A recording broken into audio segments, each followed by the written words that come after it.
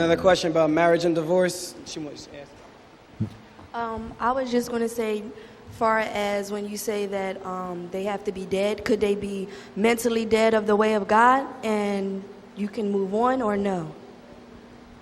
Repeat that question. Judith, if you heard it, repeat it for me. Can they be mentally dead in the way of God? Can they be mentally gay?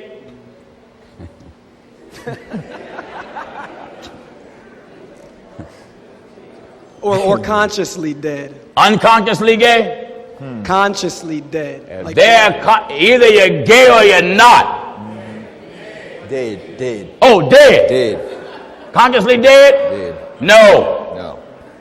The dead that the Bible talking about, graveyard. Graveyard. Cemetery. That's right. No life. That's right. No breath. Amen. They don't exist among the land of the living any longer. That's right. Consciously dead, what preachers talk about is when you're in sin. Mm-hmm. No, because I'm going to show you in the Bible where a saint married to a sinner. To a sinner. Give me the 7th chapter, 1 Corinthians. 1 Corinthians chapter 7, we'll begin at verse 10. Listen at this. And unto the married I command. Unto the married I command, yet not I, but the Lord. Let not the wife depart from her husband. But what? But and if she depart. Now, if she depart. Let her remain unmarried. Yes. Or be reconciled to her husband. Now the Bible talk about the woman is married to the unbelieving. But to the rest speak I, not the Lord. To the rest speak I, not the Lord. If any brother hath a wife. When it says brother, it's talking about a man that's in the church. That's right. If a brother have a wife that believeth not. That's an unbeliever. An unbeliever is a sinner. And she be pleased. Jeez. That unbelieving wife is a sinner. Someone that's dead in sin. That's right.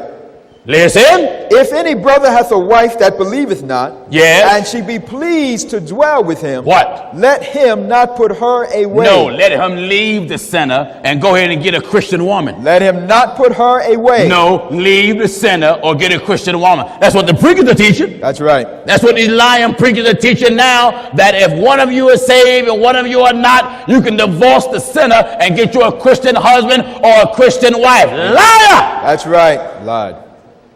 You're a liar. Amen. If you follow in the church that teaches, you go to a false church. That's and right. Your pastor is a liar. Amen. If you're a pastor here and teach it, you're a liar. That's right. Are you getting what I'm telling you? If any brother hath a wife that believeth not. If any brother got a wife that's an unbeliever. And if any brother got a wife that's a sinner. And she be pleased to dwell with him. And she want to stay with you. Let him. Don't you put her away. Not put her away. What? And the woman which has and a husband. And the woman that got her husband. That believeth not. And he's a sinner. And if he be pleased to dwell with her, let her not leave him. Don't you go leaving him either. That's right. And go to that man. You know, God gave you to me. My husband is a sinner, and I pray to God for a saved Christian man. Amen. And I met you, James. Oh, seek a Messiah, got to get a Honda. That's right. That's right. You're nothing but a church-going hoe. That's it. That's right. You're not free to get another man or another woman until the first wife, first husband dies. Amen. That's God's law.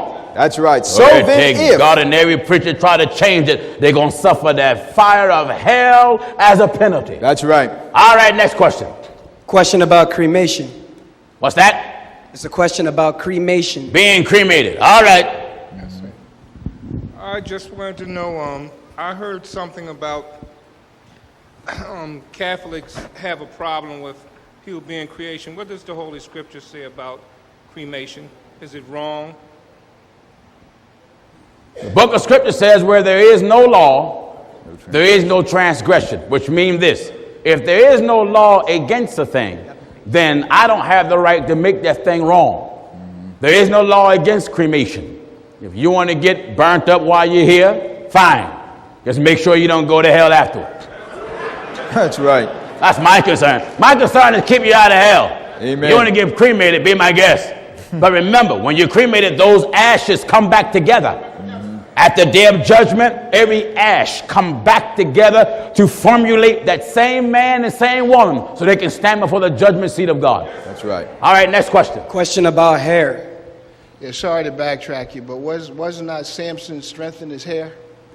Yes, back in the Old Testament, Samson's strength, it was in his hair. And he was called a Nazarite. Nazarite. Now, let me explain to you about the law of Nazarite in the Old Testament. You better give me the book of Numbers so I can take it apart and strip it down. Let's have it. Numbers chapter 6 and at verse 1. Listen. And the Lord spake unto Moses, saying. Now, you got to remember, you're dealing back on the Moses law. That's right. Jesus came here and the Bible said one greater than Moses is here. That's right. Huh? That's right. Listen. And the Lord spake unto Moses, saying. And? Speak unto the children of Israel, and say unto them, when either a man or woman shall separate themselves to vow a vow of a Nazarite. What happened? To separate themselves unto the Lord. Yeah. He shall separate himself from wine and strong drink. It says when they do it. When?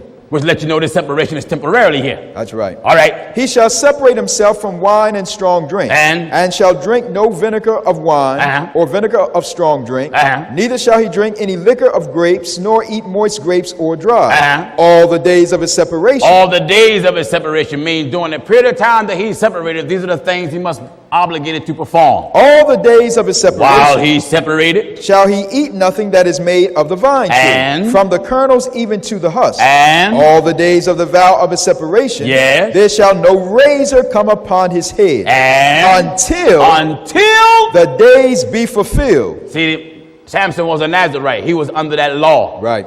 So when you was a Nazarite under the law, and when your days of under the Nazarite was fulfilled under that vow, when those days passed, then you can go and eat the things that you was abstaining from, and the razor was able to go upon your head and cut your hair after the Nazarite law was fulfilled in your life. That's so right. back in the Old Testament time, when Samson was a Nazarite, he was under a temporary vow. That's right. Our strength is not in our hair now. Our strength is within our body, which is the power of God. Wow. God is greater than some hair on our head. That's right. I wouldn't want strength in my hair. Oh no. Not at all. Not at all. Because now if strength is in your hair justifiable today, it will contradict what Paul laid down for us, that it's a shame for a man to have long hair. So I'm not obligated by the Old Testament law that God gave Moses in the form of being a Nazarite by letting my hair grow long. But now it's a shame for me to have long hair. If I got locks in my hair, God command me to cut it. Cut them. That's